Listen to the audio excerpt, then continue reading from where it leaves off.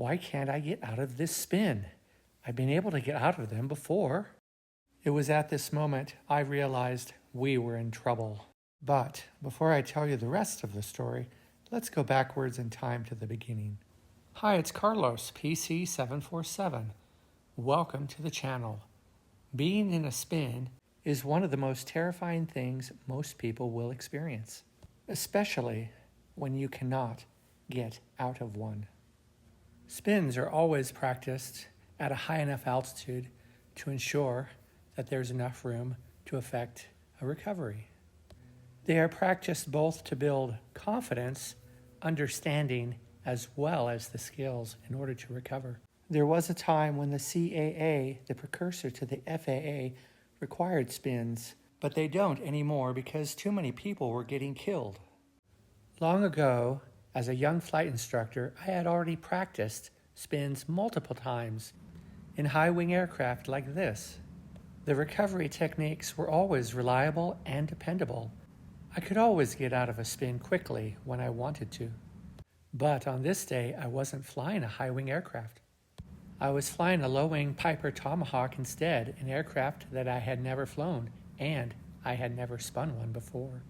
I had started the maneuver at 5,000 feet with another flight instructor, like I had in so many other aircraft, without any problems.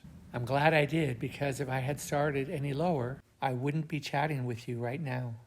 The typical techniques for spin recovery were not working at all.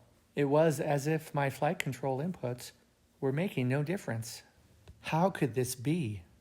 I came to find out that the Piper Tomahawk was affectionately known as the Piper Traumahawk because its accident statistics were so much worse than the high-wing aircraft that I had previously flown. The NTSB determined that changes were made in production to the wing's internal structure. Production wings had fewer full ribs and had lightning holes cut in the main spar. These changes made the wing more flexible, less rigid, and that flexibility could lead to unpredictable stall and spin recovery. Only much later did I learn about this.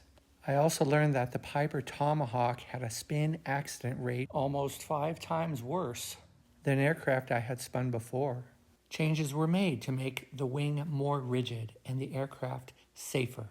But back to my story. It was 1986. I was 22 years old and fighting for our lives. To recover from a spin, you need to apply full opposite rudder from the direction you are spinning. Since we were rotating to the left, it required full right rudder.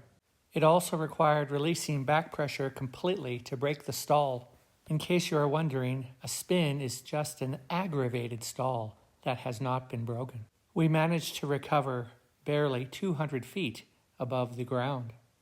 I learned several valuable lessons that day. Number 1, know your aircraft's limitations. I had assumed that I knew the Tomahawk's flying limitations, but I was wrong. After we had shut down the aircraft, I looked up between the doors and saw, to my horror, a placard I hadn't noticed before. It nearly cost us our lives. But I had also learned something else, decades later, because it just didn't exist back then. Safety management systems did not exist back then.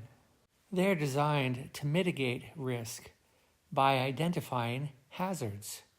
All hazards are rated under a point system, with more hazardous items given a higher number of points. For example, flying during the day would be 1 point, flying at night would be 2.